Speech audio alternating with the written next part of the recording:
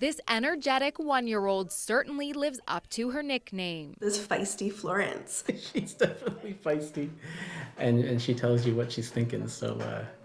But that's great. I think that's gonna set her up well in life. It may not be obvious now, but Florence Sexton was born with a cleft lip. Discovered during the 20-week ultrasound, there was a split in her upper lip and a gap up to her nose that didn't close properly in the womb. A bit of a shock because we didn't expect that. And a bit of fear as well too, because we didn't really know what that meant. And that's where, I come in to kind of help navigate families there and help their understanding of that. About 700 families are part of CHEO's Cleft Lip and Palate Clinic. These children require a large team, including orthodontists, plastic surgeons, audiologists, speech-language pathologists, and social workers, to name a few. We're the only cleft multidisciplinary care approach, which is unique to CHEO.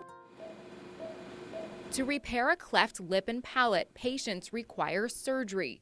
In preparation for lip repair, specialty tape is placed on their lip across the cleft. It brings the lip segments closer and closer together, a few millimeters together each week, until they're so close together that the lips are touching, and then the surgeon just has to sew the lips together. And then we had to put this little hook in her nostril, which connected to a sticker on her sort of forehead. So that was challenging, and she definitely was not a fan of that. It's called a nasal elevator to lift up the nostril that is flat so that they have a more symmetric outcome in the future. In a tiny gown, Florence is ready for surgery. It's very scary. So giving them to people where you kind of feel this immediate trust towards that they're going to love and care for your child.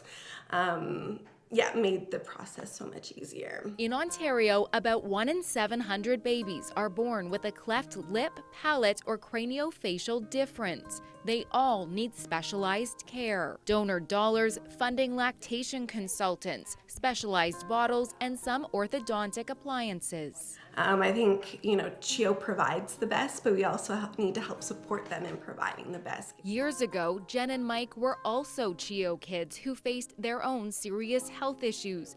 They understand how vital the hospital and those who work there are. Well, they're just so happy to see you and your kids, and you can really tell, they love the kids and they're there to help.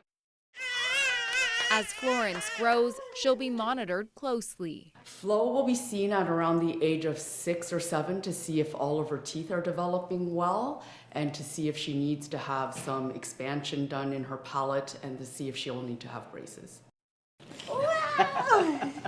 For now, this family is focused on the future and going with the flow. I just hope she spreads her wings, and just travels and, lives the life that she wants to live. That's what I hope best for her.